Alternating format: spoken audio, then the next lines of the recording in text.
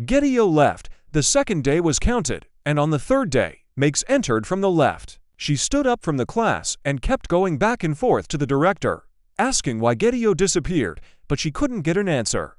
Gedeo's disappearance became worrying news for the university because Gedeo was a very promising and excellent student. Megs said she didn't eat food or drink water.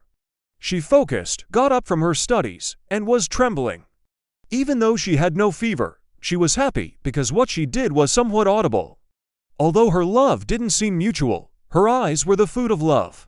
Now it is lost, and without knowing the reason, she was abandoned and felt loneliness. Now Jonas and Wainshet's idea succeeded.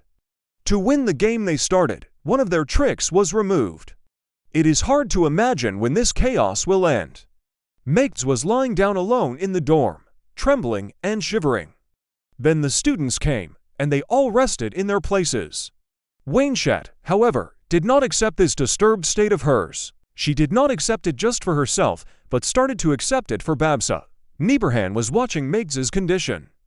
She did not ignore it. She told them many comforting words, but they knew that advice was useless.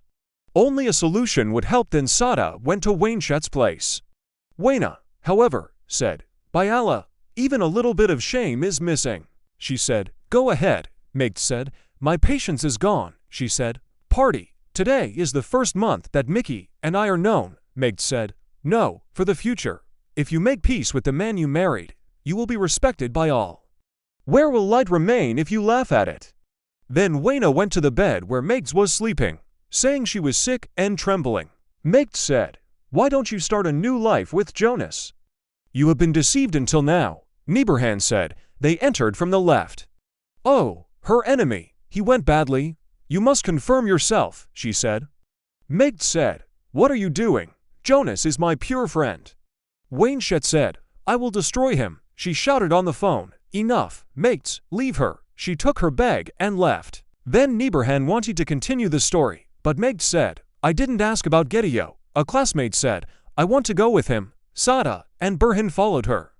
They went and found another friend. They said, "Sorry, brother, we wanted to find him." They said, "He is in the hospital, not here now, but I want to go there." They agreed and went together. In truth, this village does not look like a hospital or a shop. When they entered, they were very surprised. Inside, they saw Megs and the students. They were all confused. Half of them were crying, half were shouting, and the others sat quietly. Then they started to clean the house.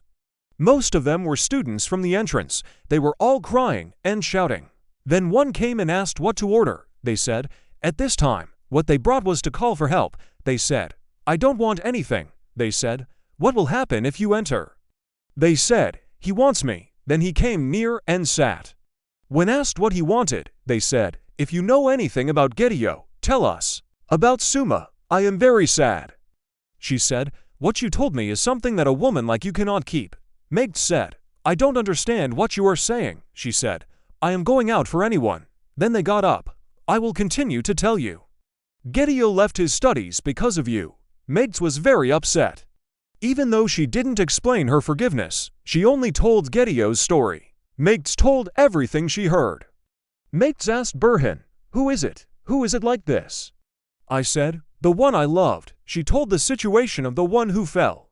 They said, "Burhan is the whole compound," she said. She told about your illness and your collapse. She shouted, "Why didn't you tell me?"